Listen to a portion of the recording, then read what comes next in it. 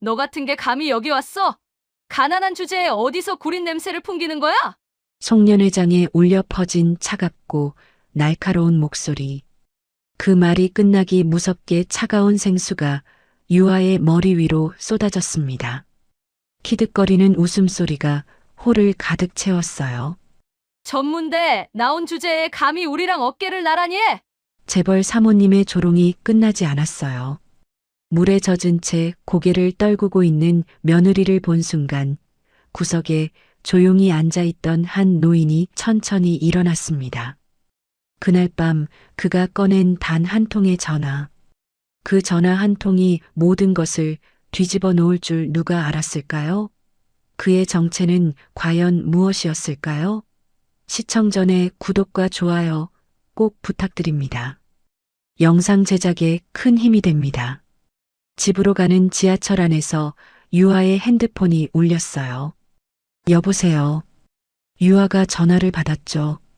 유아야, 잘 지냈어? 상대방이 밝은 목소리로 물었습니다. 누구세요? 유아가 잠시 망설이며 물었어요. 에이, 설마 목소리도 잊은 거야? 혜린이야. 강혜린. 혜린이 나 휴대폰 한번 잃어버린 적이 있어서 번호가 다 날아갔어. 유아가 조심스럽게 말했죠. 그래서 연락이 안 됐구나. 유아야, 다음 주에 송년회 하는데 너도 와. 혜린이 들뜬 목소리로 말했습니다. 내가 가도 괜찮을까?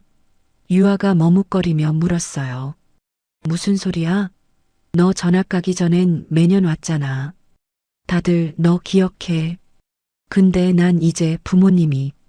유아의 목소리가 점점 작아졌죠. 아, 미안하다. 그래도 혼자라도 꼭 와. 얼굴이라도 보자. 혜린이 급하게 말을 바꿨습니다. 그래, 알겠어.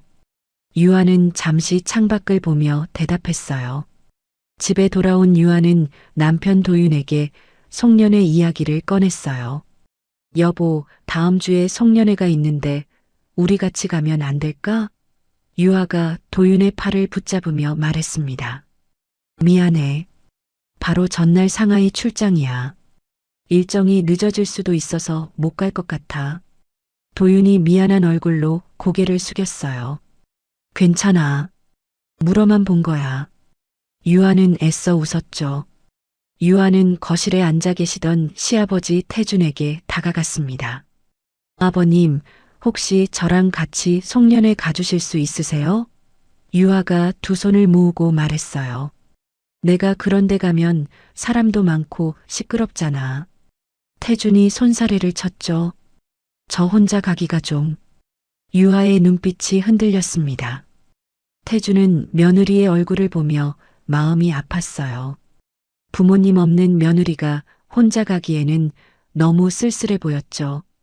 그래, 내가 가지 뭐. 태준이 천천히 말했습니다. 정말요? 아버님, 정말 감사해요. 유아가 환하게 웃으며 손을 잡았어요. 오랜만에 외식도 하고 좋지 뭐. 태준도 미소를 지었습니다. 송년회 당일 태준은 장롱 깊숙이 넣어뒀던 낡은 정장을 꺼냈어요. 거울 앞에서 옷을 다듬어 입은 태준의 모습을 본 유아가 말했습니다. 아버님 진짜 멋지세요. 잘 어울리세요. 에이 나이 든 사람이 무슨 멋이냐? 태준이 쑥스럽게 웃었어요. 그랜드 팰리스 호텔 루비올에 도착한 유아와 태준을 본 친구들의 시선이 집중되었습니다. 화려한 명품으로 치장한 동창들 사이에서 두 사람의 차림새는 확연히 달랐어요. 혜린이 두 사람을 위아래로 훑어보며 입꼬리를 올렸죠. 어머, 유아야, 설마 저분 운전기사님이야? 혜린이 일부러 크게 말했습니다. 좌중에서 웃음소리가 터져 나왔어요. 아니야, 우리 시아버님이셔. 유아가 작게 대답했습니다. 태주는 며느리를 배려해 구석자리로 물러났어요. 너는 친구들하고 이야기해라. 나는 여기 앉아 있으면 된다. 태준이 유아의 어깨를 가볍게 두드렸습니다. 친구들이 유아 주변으로 모여들었어요. 와, 진짜 유아 맞아? 너네 집 엄청 잘 살았잖아. 한 친구가 말했습니다. 부모님 돌아가시고 고모가 회사 가져가서 완전 빈털털이 됐다며. 다른 친구가 수군거렸어요. 그럼 지금은 뭐하고 사는 거야? 또 다른 친구가 물었죠. 유아는 친구들의 수군거림에 가슴이 아팠습니다. 예전에는 그렇게 자신에게 잘해주던 친구들이었는데 이제는 완전히 달라져 있었어요. 유아야, 지금 뭐해? 혜린이 웃으며 물었습니다. 시청에서 일해. 유아가 조심스럽게 말했어요. 시청? 몇 급인데? 혜린이 눈을 반짝이며 물었죠. 환경가야. 유아가 고개를 숙였습니다. 피아노 치던 애가 환경과 공무원? 혜린이 크게 웃었어요. 설마 대학도 못 나온 거야? 한 친구가 끼어들었습니다. 응, 전문대야. 유아가 거의 들리지 않게 말했어요. 전문대래, 얘들아. 유아 전문대래. 혜린이 일부러 크게 외쳤습니다. 테이블 여기저기서 웃음이 터졌어요. 유아는 과거 자신이 파인테크 그룹 다닐 때 이들이 얼마나 자신에게 아첨했는지 생각났습니다. 하지만 지금은 180도 달라진 모습이었죠. 그럼 같이 온 할아버지는 뭐 하시는 분이야? 한 친구가 태준을 가리켰어요. 은퇴하신 사업가셔. 유아가 대답했습니다. 와, 딱 수준 맞네. 혜린이 코웃음을 쳤어요. 혜린은 지갑에서 10,000원짜리 지폐 몇 장을 꺼내며 유아에게 말했습니다. 유아야, 이 돈 줄 테니까 노래 한 곡 불러봐. 혜린아, 이건 너무 심하잖아. 우리 어릴 때 친구였잖아.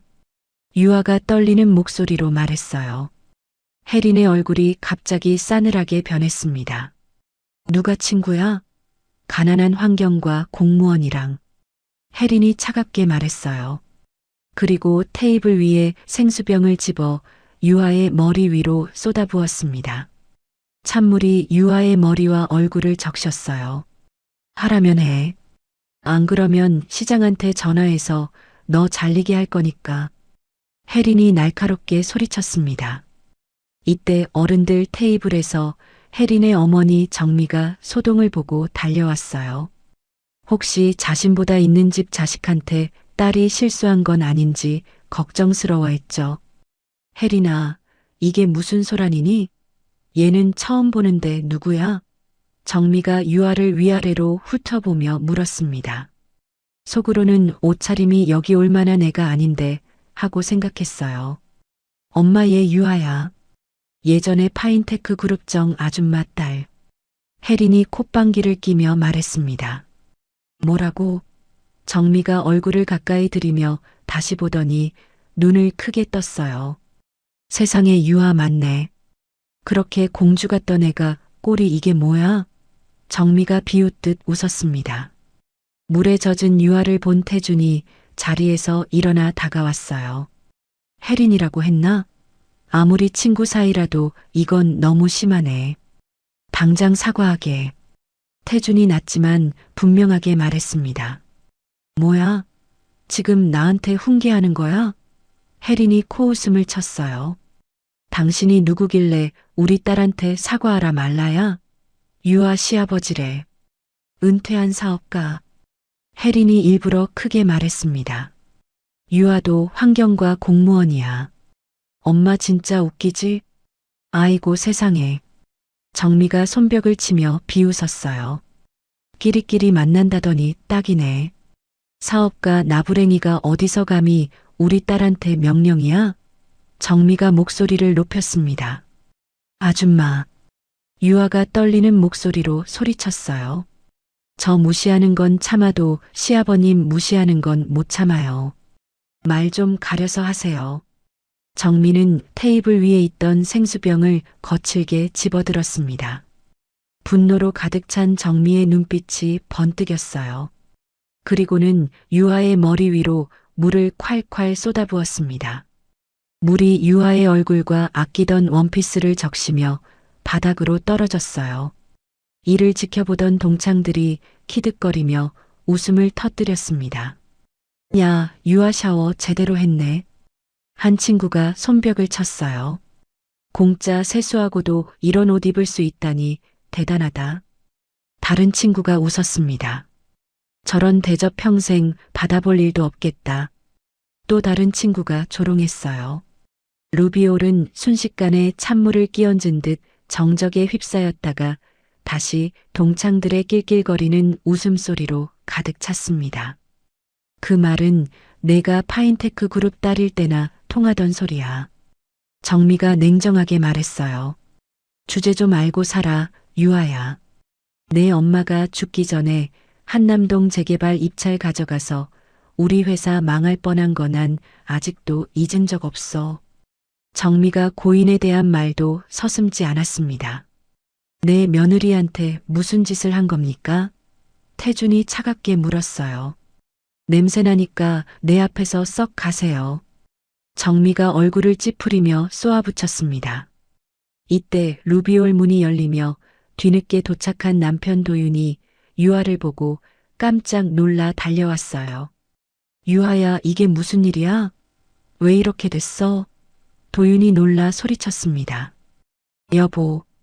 유아가 도윤의 품에 안기며 울음을 터뜨렸어요. 아버지, 같이 오셨다면서요? 그런데 유아가 왜 이 꼴이에요? 도윤이 태준을 향해 물었습니다.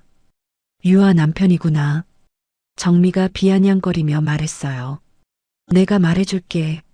내 아내가 분수 모르고 나대길래 교육 좀 시켰어. 마침 잘 왔네. 당장 데리고 나가. 여긴 하층민이 낄 자리가 아니야. 혜린이 도윤의 목에 걸린 사원증을 유심히 보더니 다가왔습니다. 엄마, 유아 남편 우리 회사 과장이야. 혜린이 웃으며 말했어요. 어머, 우리 회사 과장? 정미가 고개를 끄덕였습니다. 유아야, 남편도 공무원 준비하면 딱이겠다. 박도윤 과장. 정미가 차갑게 말했습니다. 내일부터 회사 나오지 마세요. 네, 사모님, 이건 너무. 도윤이 말을 잇지 못했어요. 개인 감정은 없어. 정미가 손을 저었습니다. 이혼하면 복직시켜줄게. 엄마 최고다. 혜린이 박수를 치며 웃었어요. 도윤 씨 미안해. 나 때문에. 유아가 고개를 숙였습니다. 아버지 왜 아무 말도 안 하세요? 도윤이 울분을 터뜨렸어요. 아직도 청렴한 사업가 타령만 하실 거예요? 도윤아. 태준이 입을 열려 했습니다. 그때 어머니 그렇게 당하게 두시더니 이번엔 며느리까지 외면하실 거예요? 도윤이 울먹였어요. 태준의 얼굴이 창백해졌습니다. 15년 전 자신이 일만 하다가 아내를 위험에 빠뜨렸던 일이 떠올랐어요. 태준은 옆 테이블에 누군가 마시던 위스키를 벌컥 들이키고 손으로 테이블에 탁 놓았습니다. 뭔가 굳게 결심한 듯한 표정이었어요. 태준이 천천히 걸어 나와 정미의 앞을 막아섰습니다. 지금 이 자리에서 무릎 꿇고 사과하면 법적인 일은 여기서 끝내겠습니다. 태준이 낮고 서늘하게 말했어요. 정미와 혜리는 태준의 낡은 양복을 보며 웃음을 터뜨렸습니다. 노인네가 헛소리하네. 정미가 코웃음을 쳤어요. 지배인 사람들 좀 끌어내요. 혜린이 소리쳤습니다. 태준은 품에서 휴대전화를 꺼내 조용히 번호를 눌렀어요. 금융위원회에 있는 후배 부위원장이었죠. 김 부위원장 나야. 잠시 침묵이 흘렀습니다. 지금 그랜드 팰리스 호텔 루비올이다. 여기서 며느리가 공개적으로 모욕을 당했고 폭행까지 당했어. 가온산업 관련해서도 문제가 있다. 부정대출 조사 가능하겠나? 태준의 목소리는 낮았지만 단호했습니다. 전화를 받는 모습을 본 정미가 코웃음을 쳤어요. 어머, 김 부위원장. 정미가 비아냥거리며 말했습니다. 노인네가 부위원장 하나 아는 게 그렇게 대단해요? 아직도 세상이 옛날인 줄 아시나 보네. 정미는 바로 다른 번호를 눌렀습니다. 이번엔 더 익숙한 이름이었어요. 위원장님 저예요. 정미가 한숨을 섞어 말했습니다. 지금 루비올에서 어떤 노인이 난동을 부리고 있어요. 부정대출이니 조사니 헛소리를 하길래요. 이런 일까지 보고를 드려야 하나 싶어서요. 잠시 후 태준의 휴대전화가 짧게 울렸습니다. 문자 한 통이 도착했어요. 회장님 죄송합니다. 위원장님 쪽에서 강하게 반대하십니다. 제 힘으로 지금은 움직이기 어렵겠습니다. 문자를 읽는 순간 태준의 얼굴에서 혈기가 사라졌어요. 주제 모르는 것들은 매를 맞아야 정신 차려. 정미가 수표를 꺼내 유아의 얼굴에 던졌습니다. 세탁비나 쓰고 꺼져. 수표가 바닥에 흩어졌어요. 혜리는 유아의 귀에 바짝 붙여 속삭였습니다. 내일 남편 회사랑 내가 다니는 시청 기대해. 이건 시작이야. 유아의 몸이 떨렸습니다. 태주는 바닥에 떨어진 수표를 구두로 짓밟았어요.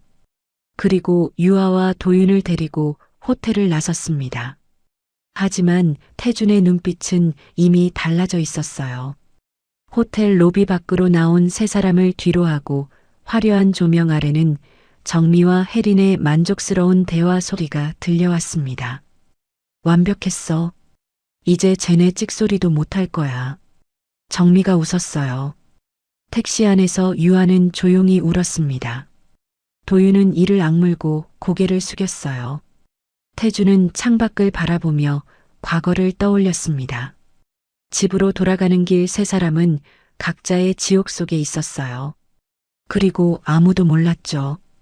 이날 밤이 그들의 인생을 완전히 바꿔놓을 거라는 걸. 집으로 돌아온 세 사람의 발걸음은 무거웠습니다. 유아는 여전히 물냄새가 진동하는 원피스를 입고 있었어요. 도윤은 주먹을 꽉 쥔 채 침묵을 지켰습니다. 태주는 현관문을 열며 깊은 한숨을 내쉬었어요. 유아야 먼저 씻고 와라. 태준이 며느리를 걱정스럽게 바라보며 말했습니다. 유아가 욕실로 들어가자 거실에는 아버지와 아들만 남았어요. 도윤이 소파에 털썩 앉으며 고개를 떨궜습니다. 아버지 이대로 당하고만 있을 건가요? 도윤이 분통을 터뜨렸어요. 유아가 저렇게 당하는데 저는 아무것도 할 수 없고. 유아야 좀 진정됐니? 태준이 조심스럽게 말을 꺼냈습니다. 유아는 고개를 푹 숙인 채 손을 꼭 쥐었어요. 죄송해요, 아버님.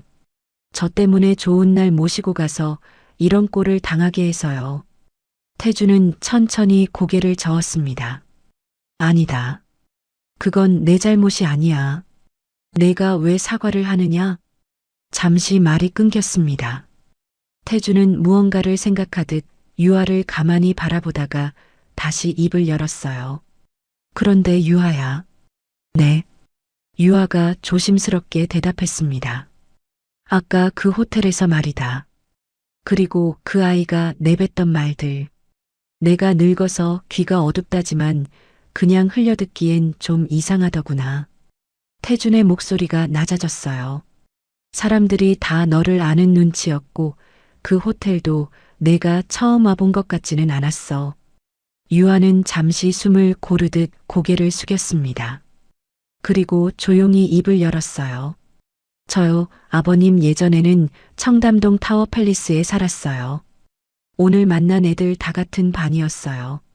초등학교, 중학교, 고등학교까지 같이 나온 애들도 많고요. 유아의 목소리가 조금씩 떨렸습니다. 그래서 더 그랬던 거예요. 서로 다 알던 사이였으니까요. 잠시 침묵이 흘렀어요. 태주는 아무 말도 하지 않았습니다. 그제야 유아가 다시 입을 열었어요. 사실은요, 아버님. 유아의 목소리가 떨렸습니다. 오늘 갔던 그 그랜드 팰리스 호텔 원래는 저희 아버지 거였어요. 태준의 눈이 커졌습니다. 뭐라고? 그랜드 팰리스 호텔이 내 아버지 거였다고? 유아는 천천히 고개를 끄덕였어요. 네. 제가 고등학교 2학년 때요. 부모님이 두 분 다 교통사고로 돌아가셨어요. 유아의 손이 떨렸습니다. 다들 사고라고 했지만 장례식이 끝나기도 전에 고모가 이사회를 열었어요. 그리고 파인테크 그룹을 통째로 가져갔죠. 태주는 말문을 잃은 채 유아를 바라봤어요. 세상에 그런 일이. 유아는 씁쓸하게 웃었습니다. 그땐 제가 너무 어렸어요. 아무것도 모르고 고모가 내미는 서류에 도장만 찍었어요. 그리고 하루아침에 빈털터리가 됐죠. 잠시 숨을 고른 유아가 말을 이었어요. 혜린이는 그때 제일 친했던 친구였어요. 제가 가진 게 많을 땐 세상 착한 친구처럼 굴었죠. 유아의 눈가가 붉어졌습니다. 그런데 제가 망하고 고시원에 가게 되니까 제일 먼저 저를 피하더라고요. 유아의 눈에서 참았던 눈물이 떨어졌어요. 살려고 했어요. 정말 잊은 줄 알았는데. 유아는 끝내 말을 잇지 못하고 고개를 숙였습니다. 태주는 며느리의 떨리는 어깨를 바라봤어요. 그 순간 오래전 기억이 스쳤습니다. 아내를 잃고도 아무것도 지키지 못했던 자신의 모습이었죠. 태준의 목소리가 낮게 떨렸어요. 어린 나이에 그런 일을 다 겪고도 이렇게 바르게 컸구나. 태준은 천천히 자리에서 일어났습니다. 유아야, 너는 어린 나이에 모든 걸 빼앗기고도 이렇게 살아왔는데 이 시아비는 비겁하게 숨어만 살았다. 태준은 잠시 망설이다가 침실로 향했어요. 오랫동안 봉인해둔 금고를 열었습니다. 금고 안에는 빛바랜 명함과 여러 증명서들이 들어 있었어요. 아버님, 유아가 의아해하며 물었습니다. 태주는 태상그룹 명예회장 명함을 꺼내 유아 앞에 놓았어요. 도윤이 명함을 보고 눈을 크게 뜨며 놀랐습니다. 아버님, 이게... 유아는 믿을 수 없다는 표정을 지었어요. 15년 전까지 내가 태상그룹 회장이었다. 태준이 무거운 목소리로 말했습니다. 왜 숨기셨어요? 왜 이런 중요한 걸? 유아가 당황해했어요. 유아가 떨리는 손으로 명함을 집어들었습니다. 태상그룹 명예회장 한태준. 예전에 나는 재계 서열 3위였다. 태준이 과거를 회상하며 말했어요. 하지만 강직한 경영 방식 때문에 우리 가족이 위험해졌다. 태준이 힘들게 말을 이어갔습니다. 아내가 내가 경쟁하던 기업에 보복을 당했지. 태준의 주먹이 떨렸습니다. 도윤이 대신 설명했어요. 너무 날카로워서 어머니까지 베이게 했다고. 평생을 칼집 속에 스스로를 가두신 분이야. 도윤의 설명에 유아가 눈물을 글썽였어요. 태준이 다시 입을 열었습니다. 한 번은 괴한이 아내를 해치려 했다. 다행히 지나가던 시민이 도와줘서 살았지만 태준의 목소리가 떨렸어요. 24시간 경호를 배치할 수도 있었어. 하지만 그럼 권력을 개인적으로 사용하는 게 되니까. 태준이 자책하는 목소리로 말했습니다. 그래서 보호 대상으로만 지정했지. 전화 한 번이면 언제든 출동할 수 있게 해뒀는데. 도윤이 엄마는 전화 한 번 못 해보고 태준이 말을 잇지 못했어요. 유아가 시아버지의 손을 잡으며 말했습니다. 아버님, 너무나 많은 경쟁 기업을 무너뜨렸기 때문에 도윤이라도 지키려면 은퇴하고 정체를 숨겨야 했다. 태준이 아들을 바라보며 말했어요. 15년 동안 조용히 지내왔는데 하지만 이제 더 이상 숨어 있을 수 없겠구나. 도윤이 아버지의 아픔을 이해하며 고개를 숙였습니다. 아버지, 그동안 얼마나 힘드셨을까요? 도윤의 목소리에 미안함이 섞였어요. 괜찮다. 이제 마음의 준비가 됐어. 태준이 아들의 어깨를 토닥였습니다. 한편 그랜드 팰리스 호텔 VIP룸에서는 정미와 혜린이 승리의 축배를 들고 있었어요. 엄마, 오늘 정말 속이 다 시원했어. 혜린이 샴페인 잔을 들며 말했습니다. 그 건방진 년이 물 맞는 꼴 봤어? 완전 압권이었다고. 혜린이 박수를 치며 웃었어요. 노인네 눈빛이 좀 찝찝하긴 한데. 정미가 잠시 불안한 표정을 지었습니다. 뭐 금융위원장이 내 손 안에 있는데 별일 있겠어? 돈이면 귀신도 부리는 세상이야. 정미가 자신만만하게 말했어요. 정미는 핸드폰을 꺼내 여러 번호를 돌렸습니다. 위원장님, 정미예요. 오늘 수고하셨어요. 다음 주에 골프 한 라운드 어떠세요? 정미가 능글맞게 웃으며 말했습니다. 이어서 국회의원에게도 전화했어요. 의원님, 가온산업에 대한 조사가 절대 없도록 부탁드려요. 아시잖아요. 우리가 얼마나 후원했는지. 정미가 거액 뇌물을 암시하며 말했습니다. 다음 날 아침 도윤은 평소보다 일찍 출근했어요. 어제의 일을 털어내고 새롭게 시작하려는 마음이었죠. 하지만 회사 로비에 들어서자마자 이상한 분위기를 감지했습니다. 동료들이 도윤을 보는 시선이 어색했어요. 박도윤 과장 인사팀에서 찾습니다. 경비원이 다가와 조심스럽게 말했습니다. 도윤은 가슴이 덜컹했지만 침착하게 인사팀으로 향했어요. 인사팀 장실에 들어서자 감사팀 직원들이 도윤을 기다리고 있었습니다. 박도윤 과장 앉으세요. 팀장이 차가운 목소리로 말했어요. 어제 당신의 컴퓨터에서 경쟁사로 보낸 기밀 자료가 발견되었습니다. 팀장이 서류를 도윤 앞에 놓았습니다. 뭐라고요? 그런 일은 없었는데요. 도윤이 깜짝 놀라 소리쳤어요. 증거가 있습니다. 이메일 발송 기록과 USB 사용 기록까지. 감사팀이 냉정하게 말했습니다. 이건 조작된 증거예요. 저는 그런 일 한 적 없습니다. 도윤이 억울함을 호소했어요. 박도윤 과장 억울해하지 마. 자네가 무능해서가 아니야. 자네가 건드려선 안 될 사람을 건드려서 그래. 인사팀장이 의미심장하게 말했습니다. 도윤은 그제야 어제 일과 연관이 있다는 걸 깨달았어요. 사모님이 지시한 거군요. 도윤이 분노에 떨리는 목소리로 물었습니다. 그런 말은 하지 마. 우리는 그냥 증거에 따라 처리할 뿐이야. 팀장이 모른 척하며 말했어요.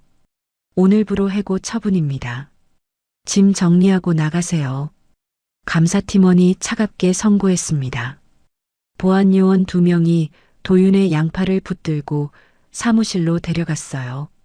동료들이 수군거리며 바라보는 가운데 도윤은 개인 물건들을 박스에 담았습니다. 도윤아, 무슨 일이야? 동료가 조심스럽게 물었어요. 내가 뭘 잘못했는지 모르겠어. 도윤이 힘없이 대답했습니다. 한편 시청에서는 유아에게 감사실 호출 통지서가 전달되었어요. 유아 씨 감사실에서 찾습니다. 동료가 걱정스러운 표정으로 말했습니다. 유아는 가슴이 두근거렸지만 감사실로 향했어요. 유아 주무관 앉으세요. 감사실장이 엄숙한 표정으로 말했습니다. 어제 당신 책상에서 현금 봉투가 발견되었습니다. 감사실장이 비닐봉지에 든 돈 봉투를 보여줬어요. 그건 제가 넣은 게 아니에요. 유아가 황급히 변명했습니다. 민원인 김모 씨가 신고했어요. 당신이 처리를 빨리 해줄 테니 돈을 요구했다고. 감사관이 서류를 읽어줬습니다.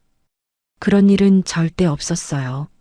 누군가 저에게 누명을 씌우려는 거예요. 유아가 울먹이며 말했어요. 일단 조사가 끝날 때까지 대기 발령입니다. 감사실장이 냉정하게 통보했습니다. 이때 시청 로비에 혜린이 나타났어요. 유아야. 혜린이 일부러 큰 목소리로 불렀습니다. 시청 직원들과 민원인들의 시선이 집중되었어요. 돈이 필요하면 말을 하지. 어떻게 민원인 돈에 손을 대니? 혜린이 악어의 눈물을 흘리며 말했습니다. 혜린아, 내가 한 짓이지? 유아가 떨리는 목소리로 물었어요. 뭔 소리야? 나는 내 친구로서 걱정되어서 온 거야. 혜린이 순진한 척하며 말했습니다. 친구가 이렇게 추락하다니. 정말 안타까워. 혜린이 주변 사람들에게 들리도록 큰 소리로 말했어요. 주변 사람들이 유아를 수군거리며 바라봤습니다. 저 사람이 뇌물 받은 공무원이래. 요즘 공무원들 다 그런가 봐. 유아는 수치심에 얼굴이 빨갛게 달아올랐어요. 퇴근 후 집에 돌아온 유아와 도윤은 서로의 처지를 알고 망연자실했습니다. 여보, 미안해. 나 때문에 당신까지. 유아가 도윤의 손을 잡으며 울었어요. 아니야, 유아야. 우리가 뭘 잘못했다고? 도윤이 아내를 안아주며 말했습니다. 태준이 거실에 앉아 두 사람을 바라봤어요. 아들과 며느리가 하루아침에 모든 걸 잃은 모습에 가슴이 아팠죠. 아버지, 이제 어떻게 해야 할까요? 도윤이 절망적인 목소리로 물었습니다.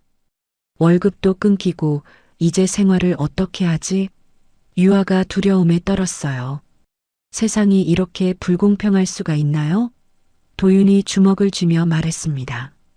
돈이 있으면 죄도 없고 없으면 억울해도 어쩔 수 없고. 도윤이 절망적으로 한숨을 쉬었어요.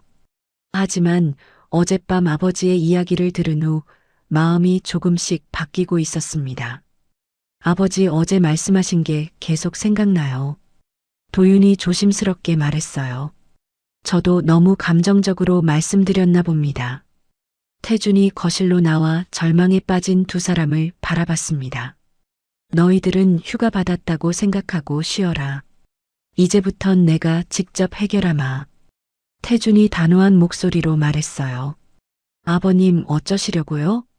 유아가 눈물을 닦으며 물었습니다. 태준은 서재로 들어가 오랫동안 봉인해 뒀던 서랍을 열었어요. 낡은 폴더폰 대신 특수 제작 스마트폰이 그곳에 있었습니다.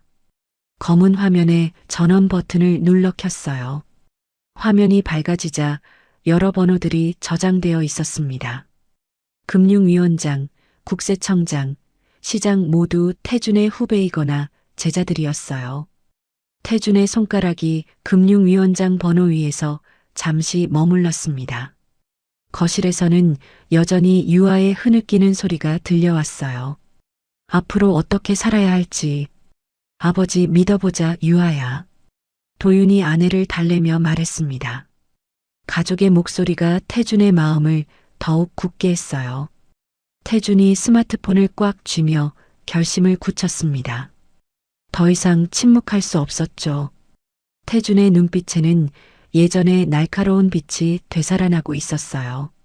한편 정미와 혜리는 고급바에서 축배를 들고 있었어요. 엄마 완벽하지 않아? 하루 만에 다 정리됐어.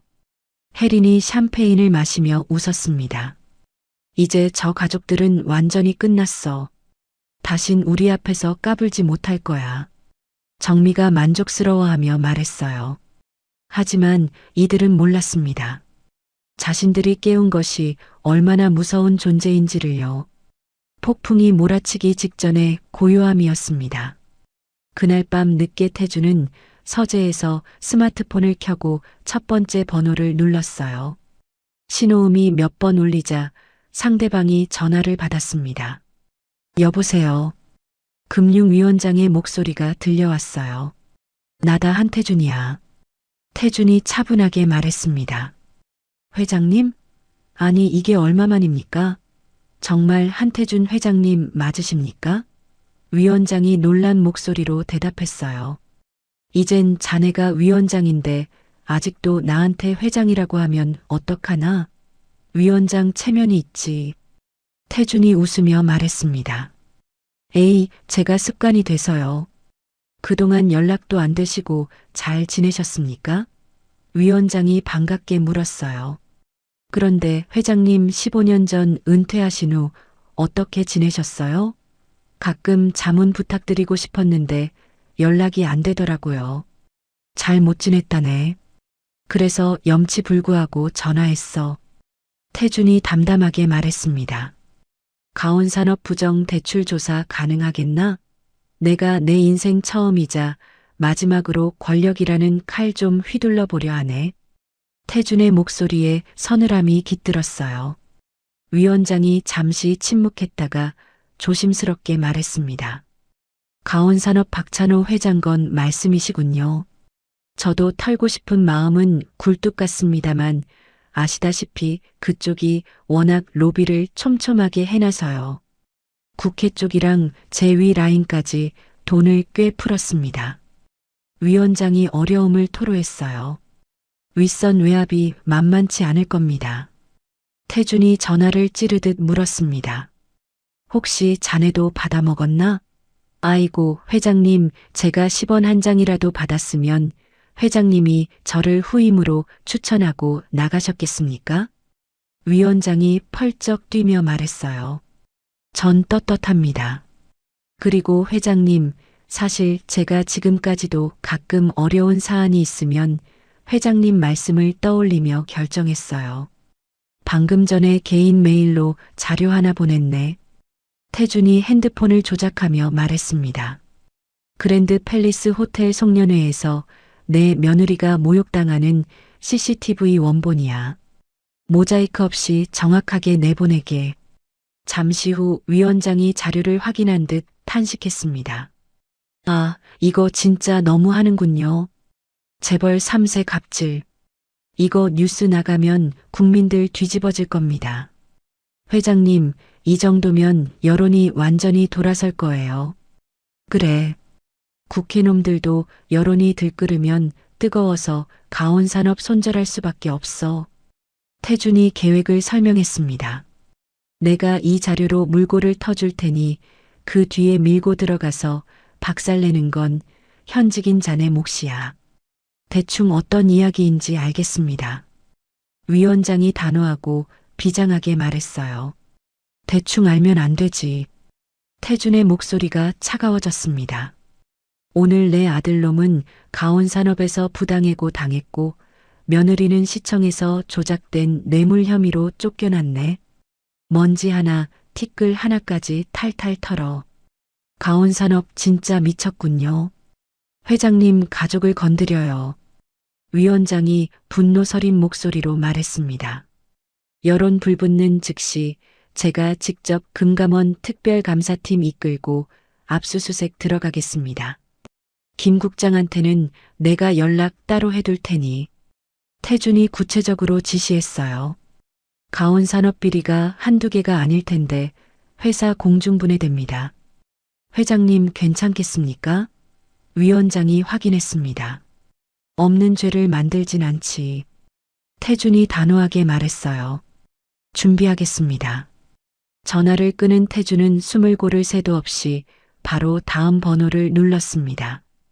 이번엔 시장이었어요. 어나다. 한태준이야. 아이고 형님 웬일이십니까? 시장이 반갑게 대답했습니다. 정계 진출은 절대 안 하신다더니 마음이 바뀌셨습니까? 사실 형님이 은퇴하신 후에도 가끔 시정 자문을 구하고 싶었는데 연락이 안 되셔서 아쉬웠어요. 그런 거 아니고 최 시장 잔에 관할 시청 감사실장이 지금 누구지? 태준이 본론을 꺼냈습니다. 시청 감사실장이요? 이철민 실장입니다만 왜 그러십니까? 시장이 궁금해했어요. 그 친구 관리 좀 똑바로 해야겠어. 태준이 차분하게 말했습니다. 멀쩡한 공무원한테 뇌물 누명 씌워서 징계 때리고 말이야. 내 며느리 일이라서가 아니라 자네 시정 운영에 똥물 튀일까봐 미리 알려주는 거야. 내 형님, 며느님이 시청 공무원입니까? 시장이 당황했어요. 아니, 어떤 미친놈이 감히 형님. 제가 지금 당장 감사실 투입하겠습니다. 그래, 부탁하네. 태준이 만족스러워하며 전화를 끊었습니다. 이어서 태준은 또 다른 번호를 눌렀어요. 나야, 김 국장. 잠시 침묵이 흘렀습니다. 상대가 먼저 입을 열었어요. 회장님, 저번 일은 정말 죄송합니다. 금융위 쪽에서 강하게 눌러서 저로서는 더는 막을 수가 없었습니다. 내 잘못 아니다. 태준은 짧게 대답했습니다. 내일부터 가온산업 관련 특별감사에 들어가게 될 거야. 태준이 직접적으로 말했어요. 오랜만에 발휘할 때가 온 것 같은데요. 말씀하시면 언제든지 준비되어 있습니다. 김 국장이 열정적으로 대답했습니다. 박찬호 회장부터 시작해서 온 가족 임원진까지 싹 털어. 태준이 구체적으로 지시했어요. 부정대출, 정치권 로비, 탈세 모두 찾아내라. 명령받겠습니다. 김 국장이 각오를 다졌습니다. 마지막으로 태준은 대한상공회의소 회장에게 전화를 걸었어요. 형님, 정말 오랜만입니다. 회장이 반가운 목소리로 대답했습니다. 가온산업, 우리 쪽 협력사에서 전부 거래 중단시켜 재계에서 고립시키는 거야. 태준이 단도직입적으로 말했어요. 형님, 그 정도면 가온산업부도 나는데요? 상해 회장이 놀라 물었습니다. 그게 목표야. 내 며느리한테 물 끼얹고 돈 던진 놈들이거든. 태준의 목소리가 차가웠어요. 알겠습니다. 오늘 밤까지 재계 전체에 공문 돌리겠습니다. 통화를 마친 태준이 거실로 나왔습니다. 불안해하는 유아와 도윤을 보며 처음으로 인자하게 웃었어요. 내일부터 뉴스 시끄러워질 거다. 태준이 두 사람에게 말했습니다. 하지만 걱정 말고 기다려라. 이제 우리 차례야. 정말 괜찮을까요, 아버님? 유아가 걱정스럽게 물었어요. 걱정 마라. 내가 얼마나 무서운지 곧 보게 될 거야. 태준이 자신만만하게 말했습니다. 며칠 뒤 아침 9시 공중파 뉴스에서 단독 보도가 시작되었습니다. 재벌가 사모님의 충격적인 갑질 영상이 공개되어 논란이 일고 있습니다. 앵커가 진지한 표정으로 말했어요. 화면에는 그랜드 팰리스 호텔에서 정미가 유아에게 물을 붓는 장면이 선명하게 나왔습니다. 이 영상은 익명의 제보자로부터 입수한 것으로 금융당국이 사전에 검토를 마쳤습니다. 앵커가 추가 설명을 했어요. 영상 속 여성은 가온산업 박찬호 회장의 부인 박정미 씨로 확인되었으며 피해자는 시청 환경과에서 일하는 20대 여성인 것으로 알려졌습니다. 뉴스가 계속 이어졌습니다. 특히 고인이 된 피해자 부모에 대한 모독 발언과 돈을 뿌리는 장면은 시청자들의 공분을 사고 있습니다. 인터넷 커뮤니티는 순식간에 뒤집혔어요. 가온산업 불매운동이 실시간 검색어 1위에 올랐습니다. 댓글들이 폭포수처럼 달렸어요. 저런 인간들이 어떻게 사람이야? 돈으로 사람을 짓밟는 꼴 보소. 가온산업 절대 안 산다. 가온산업 주가는 장 시작과 동시에 하한가로 직행했습니다. 마이너스 29%라는 충격적인 수치가 화면에 떴어요. 투자자들의 매도 주문이 폭주하며 거래가 일시 중단되었습니다. 가온산업 본사는 아침부터 난리가 났어요. 직원들이 뉴스를 보며 수군거렸습니다. 이제 우리 회사 망한 거 아니야? 사모님이 왜 저런 짓을? 이력서 다시 써야겠다. 박찬호 회장실에서는 긴급 임원회의가 열렸습니다. 회장님 어떻게 하시겠습니까? 상무가 창백한 얼굴로 물었어요.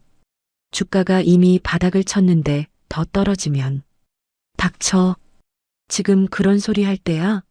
박찬호가 화를 내며 소리쳤습니다. 한편 정미와 혜리는 집에서 인터넷을 보며 경악하고 있었어요. 엄마, 인터넷 좀 봐. 우리 신상 다 털렸어. 혜린이 핸드폰을 들고 소리쳤습니다. 댓글이 10만 개가 넘는데 다 죽여버린대. 혜린 목소리가 떨렸어요. 이게 뭐야? 누가 영상을 유출한 거야?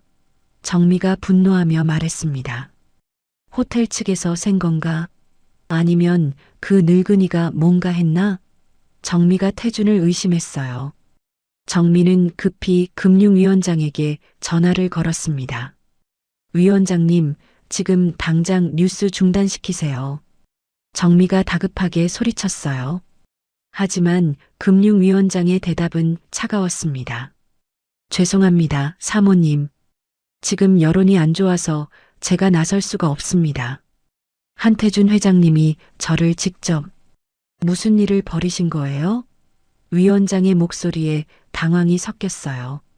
전 이제 빠집니다. 알아서 하십시오. 뚝. 전화가 끊어졌습니다. 뭐라고? 한태준이?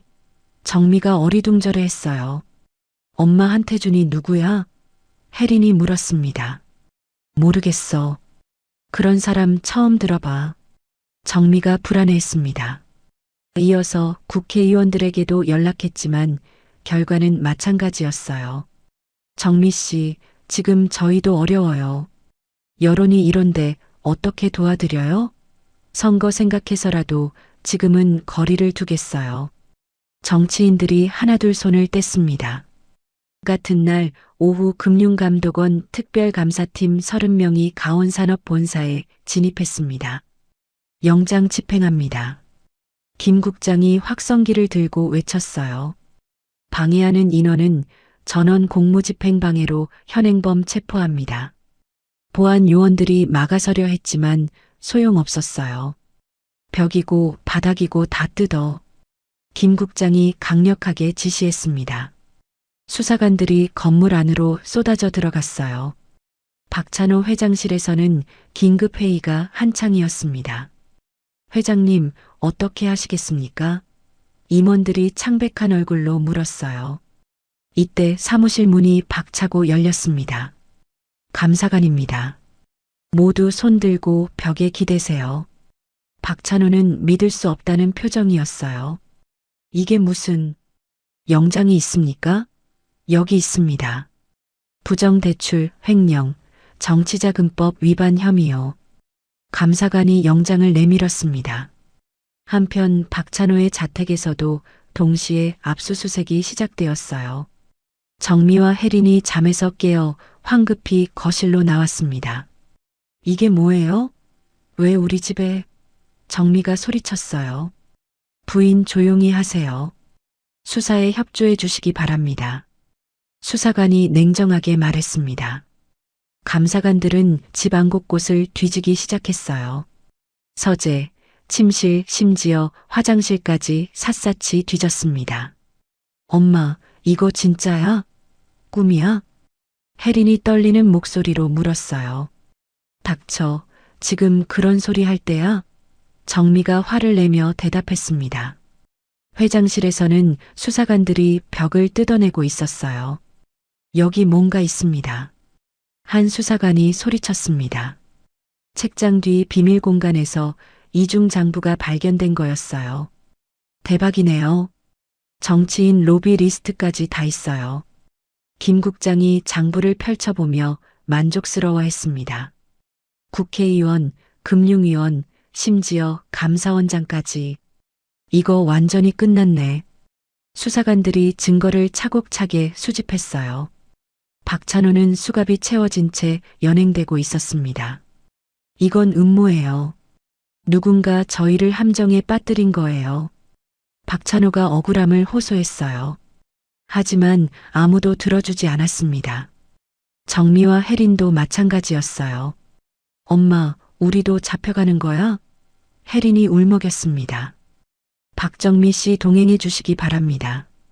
수사관이 수갑을 꺼냈어요. 잠깐만요. 제가 뭘 잘못했다고? 정미가 저항했지만 소용없었습니다. 갑질, 모독, 협박 등의 혐의입니다. 수사관이 밀한다 원칙을 고지했어요. 한편 감사실에서는 유아에 대한 재조사가 진행되고 있었습니다. 감사팀에서 직접 내려와 철저히 조사한 결과 허위 신고였다는 게 밝혀졌어요.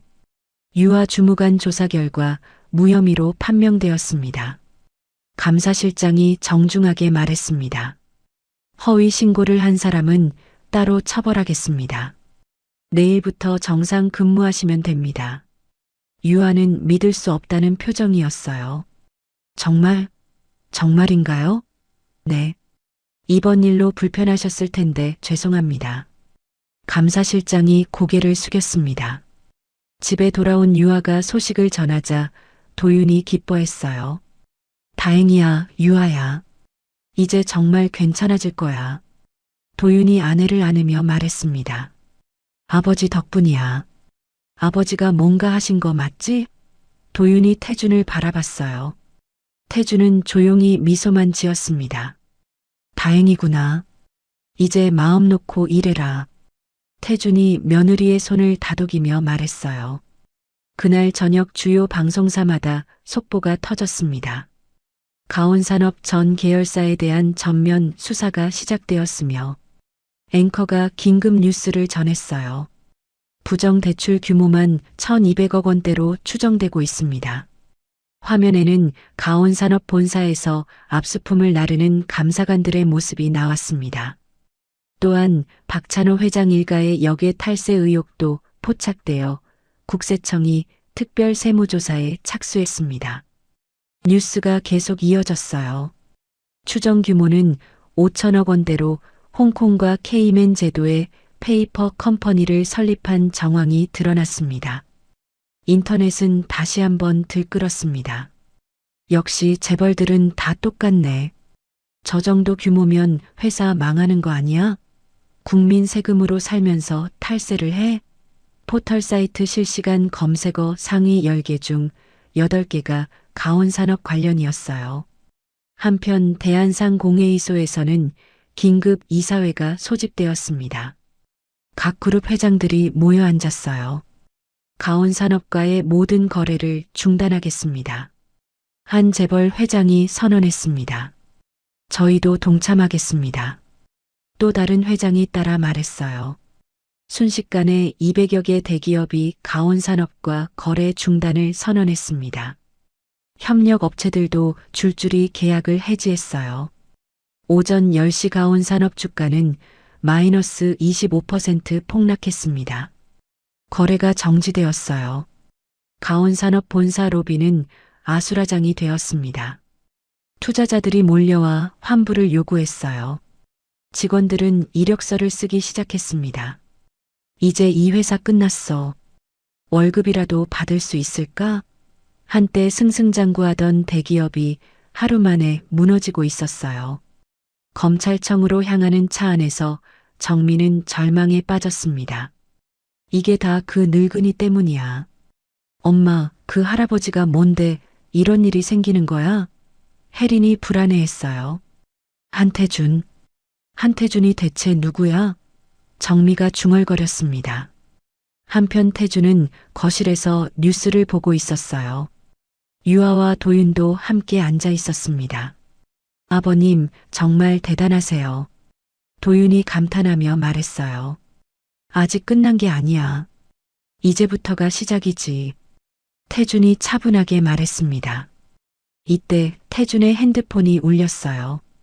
금융위원장에서 걸려온 전화였습니다. 회장님, 여론이 완전히 돌았습니다. 이제 본격적으로 움직여도 될 것 같은데요? 위원장이 보고했어요. 영상 공개 후 며칠 사이 국민들 반응이 폭발적이고 정치권에서도 가온산업과 거리두기 시작했습니다. 그래, 수고했다. 이제 본격적으로 시작하자. 태준이 단호하게 말했어요. 내일 아침 일찍 전면 조사 확대하겠습니다. 김 국장팀도 준비 완료했고요. 위원장이 확신에 찬 목소리로 말했습니다. 좋다. 깨끗하게 정리해라. 태준이 전화를 끊었어요. 태준은 거실로 나가 유아와 도윤을 바라봤습니다. 너희들 내일 구경하고 싶으면 따라와도 된다. 태준이 의미심장하게 말했어요. 구경이요? 뭘 구경해요, 아버님? 유아가 궁금해했습니다. 청소하러 간다. 태준이 옷매무새를 다듬으며 말했어요. 유아와 도윤은 무슨 뜻인지 몰랐지만 뭔가 대단한 일이 벌어질 것 같은 예감이 들었습니다. 며칠 동안 태준이 조용히 준비한 모든 것들이 이제 실행에 옮겨질 때였어요. 한편 가온산업에서는 위기관리팀이 긴급 소집되었습니다. 언론 플레이로 뭔가 해보자. 사과문이라도 발표하고. 하지만 이미 늦었어요. 여론은 돌이킬 수 없을 정도로 악화되어 있었습니다. 정민은 구치소 독방에서 불안에 떨며 있었어요. 혜린아, 우리 해외로 피하는 게 어떨까? 엄마, 뭔가 이상해. 이렇게 갑자기 모든 게 꼬일 리가 없어. 혜린이 불안해했습니다. 하지만 이들은 몰랐어요. 내일이면 정말로 모든 것이 끝날 것이라는 걸 말이에요. 태준이 직접 나선 이상 이제 더 이상 도망갈 곳은 없었습니다. 다음 날 새벽 태준은 깨끗한 정장을 차려입었습니다. 오랜만에 재벌 회장의 품격을 되찾은 모습이었어요. 유아와 도윤도 함께 옷을 갖춰 입었습니다. 세 사람은 함께 검찰청으로 향했어요. 차 안에서 태준이 조용히 말했습니다. 오늘 보게 될 광경을 잘 기억해둬라. 이게 바로 정의가 실현되는 순간이니까. 검찰청에 도착한 태준을 금융위원장과 김 국장이 마중 나왔습니다. 회장님, 오랜만입니다. 두 사람이 공손히 인사했어요. 그래, 수고들 많았다. 태준이 고개를 끄덕였습니다. 이제 마지막 단계만 남았습니다. 로비에서는 마침 정미와 혜린이 조사를 받기 위해 끌려오고 있었어요. 정미는 태준을 보는 순간 모든 것을 깨달았습니다. 총? 회장님? 정미의 다리에서 힘이 빠졌어요. 체면도 버린 채 정미는 바닥에 무릎을 꿇고 태준을 향해 기어갔습니다. 수사관들이 말렸지만 정미는 필사적이었어요. 회장님, 제가 눈깔이 삐었었습니다. 정미가 오열하며 소리쳤습니다. 한 번만 살려주세요. 저희 남편 좀 살려주세요. 정미가 태준의 다리를 붙잡으려 했어요. 태준은 잠시 걸음을 멈추고 정미를 내려다봤습니다. 금융위원장이 상황을 파악하고 수사관들에게 신호를 보냈어요. 왜 법대로 하자며? 태준이 냉정하게 말했습니다. 난 지금 가장 적법한 절차로 자네들을 대우해 주는 거네. 제발이요. 제발 한 번만. 정미가 계속 애원했지만 태준은 돌아서 버렸어요. 경호원들이 정미를 일으켜 세웠습니다. 혜린도 포승줄에 묶인 채 끌려가며 울부짖었어요. 이때 검찰청 입구로 유아와 도윤이 들어왔습니다. 아버지가 검찰청에 간다고 해서 걱정되어 따라온 것이었어요. 아버님이 어디 계실까? 유아가 주변을 둘러보며 말했습니다. 그때 로비 한쪽에서 소동이 일어나는 걸 보았어요. 혜린이 유아를 발견하고 마지막 희망이라도 잡으려는 듯 소리쳤습니다. 유아야, 친구끼리 어떻게 이럴 수 있어? 혜린이 절규하며 말했어요. 유아는 담담하게 혜린을 바라봤습니다. 친구?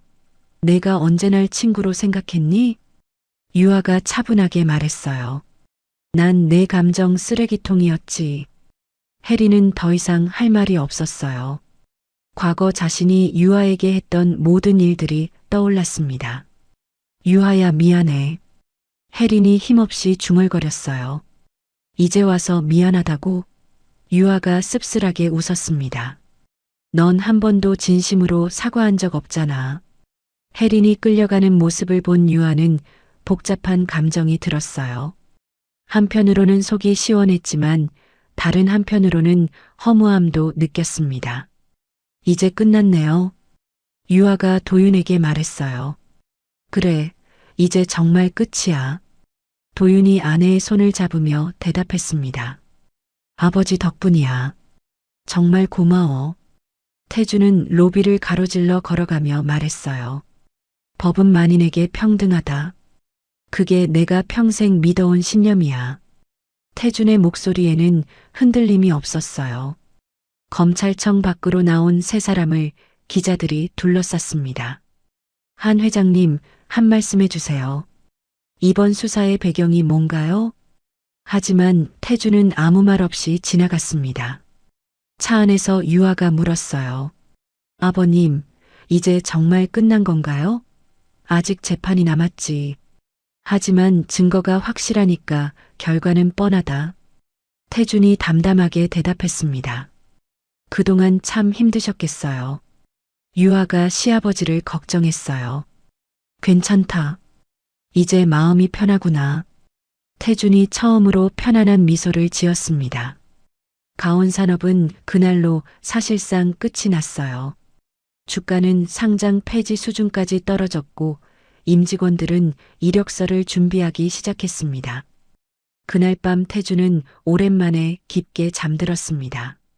15년 만에 처음으로 마음 편히 잠들 수 있었어요. 정의는 늦었지만 결국 실현되었습니다. 6개월 후 재판이 모두 끝났어요. 박찬호 회장은 배임과 횡령 혐의로 징역 12년을 선고받았습니다. 정민은 갑질과 모독죄로 징역 3년의 실형을 받았어요. 혜린도 허위 신고와 협박죄로 벌금형을 받았습니다. 가온산업은 완전히 해체되어 다른 기업에 인수되었어요. 한때 재계 순위권에 있던 거대 기업이 역사 속으로 사라진 것이었습니다. 임직원들은 뿔뿔이 흩어져 새로운 직장을 찾아야 했어요. 빈털터리가 된 혜리는 월세방에서 근근히 살아가고 있었습니다. 과거의 화려함은 온데간데 없었고 낡은 옷차림으로 거리를 걸었어요. 이럴 줄 알았으면. 혜린이 한숨을 쉬며 혼잣말했습니다. 생활이 어려워진 혜린은 결국 기초생활수급자 신청을 하기로 결심했어요. 시청 복지과로 향하는 발걸음이 무거웠습니다. 이제 정말 끝이구나. 혜린이 절망적인 표정으로 말했어요. 시청 1층 복지과에 들어선 혜린은 번호표를 뽑았습니다. 47번 고객님, 3번 창구로 오세요. 안내 방송이 울렸어요.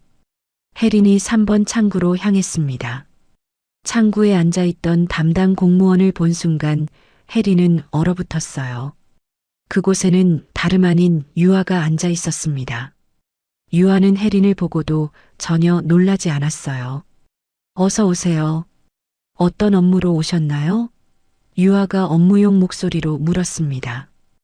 혜린은 모자를 더 깊게 눌렀어요. 기초생활수급자 신청하려고요.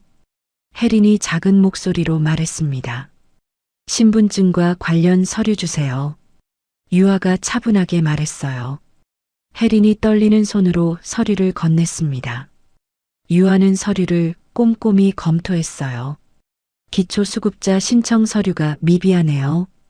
유아가 무표정하게 말했습니다. 재산 내역 다시 떼오세요. 유아가 서류를 돌려줬어요. 유아야, 나 차비가 없어서 그러는데. 혜린이 모자를 눌렀으며 조심스럽게 말했습니다. 그런 건 저희가 도와드릴 수 없어요. 다음에 서류 준비해서 오세요. 유아가 업무 규정대로 대답했어요.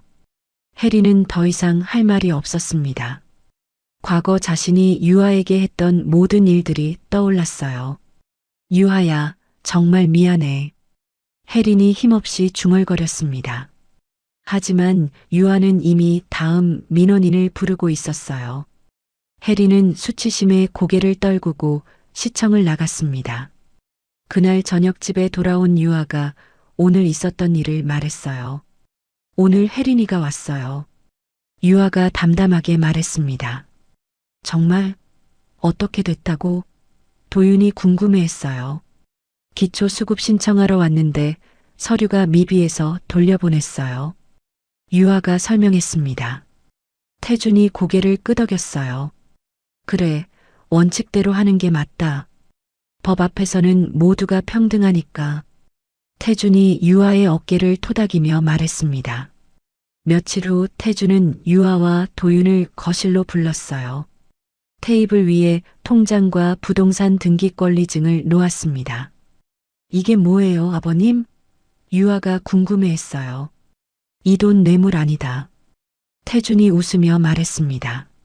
내가 평생 깨끗하게 모은 돈이야. 그러니 마음 편히 써도 된다. 태준이 통장을 유아에게 밀어줬어요. 아버님, 이건 너무. 유아가 놀라며 말했습니다. 받아라. 너희가 잘 살아야 내가 마음이 편하다. 태준이 따뜻하게 말했어요. 도윤이 눈시울을 붉히며 아버지의 손을 잡았습니다. 아버지 감사합니다. 진짜 감사합니다. 도윤이 감격해하며 말했어요. 고마워할 건 없어. 가족인데. 태준이 아들의 머리를 쓰다듬었습니다. 이제 더 넓은 집으로 이사하자. 태준이 등기권리증을 보여줬어요. 30평짜리 아파트야. 우리 셋이 살기 딱 좋을 거다. 유아와 도윤이 깜짝 놀랐어요. 정말 괜찮으세요? 저희 때문에. 유아가 걱정했습니다. 뭔 소리야? 내가 며느리랑 아들 위해서 집 마련하는 게 뭐가 이상해? 태준이 호탕하게 웃었습니다. 그날 저녁 세 사람은 특별한 저녁 식사를 준비했어요. 태준이 직접 생선을 사서 요리했습니다. 생선살 발라놨다. 식기 전에 어서 먹자. 태준이 유아와 도윤을 식탁으로 불렀어요. 따뜻한 밥과 된장찌개, 그리고 태준이 정성스럽게 준비한 생선구이가 상에 올랐습니다. 소박하지만 정성이 가득한 식사였어요. 세 사람은 둘러앉아 함께 밥을 먹었습니다. 아버님, 정말 맛있어요. 유아가 환하게 웃으며 말했어요. 그래, 오랜만에 요리하니까 손맛이 어떨까 했는데. 태준이 기뻐했습니다. 우리 이제 진짜 가족 같네요. 도윤이 흐뭇하게 말했어요. 원래 가족이었잖아. 태준이 웃으며 대답했습니다. 식사를 마친 후 세 사람은 거실에서 차를 마셨어요. TV에서는 저녁 뉴스가 나오고 있었습니다. 가온산업 관련 수사가 모두 마무리되어 뉴스를 보던 태준이 채널을 돌렸어요. 이제 그런 건 안 봐도 돼요, 아버님. 유아가 말했습니다. 그래, 이제 평화롭게 살자. 태준이 고개를 끄덕였어요. 창밖으로는 따뜻한 석양이 비치고 있었습니다. 세 사람의 얼굴에도 평온한 미소가 번졌어요. 긴 고난의 터널을 지나 드디어 행복한 일상을 되찾은 것이었습니다. 내일부터 새 집 구경하러 다니자. 태준이 제안했어요. 네, 좋아요. 유아가 환하게 대답했습니다. 저도 기대돼요. 도윤이 덧붙였어요. 그날 밤 태준은 오랜만에 깊고 편안한 잠에 들었습니다. 15년 동안 품고 있던 분노와 아픔이 모두 사라졌어요. 이제는 정말로 마음 편히 잠들 수 있었습니다. 유아와 도윤도 마찬가지였어요. 더 이상 두려워할 일도 걱정할 일도 없었습니다. 시아버지의 따뜻한 보살핌 속에서 새로운 희망을 품을 수 있었어요. 다음 날 아침 세 사람은 함께 아침밥을 먹었습니다. 햇살이 식탁 위로 따스하게 비쳐들었어요. 평범하지만 가장 소중한 일상이 시작되었습니다. 오늘 이야기가 좋으셨다면 구독과 좋아요, 알람 설정 잊지 마시고 소중한 댓글 하나가 큰 힘이 됩니다. 시청해 주셔서 진심으로 감사드립니다.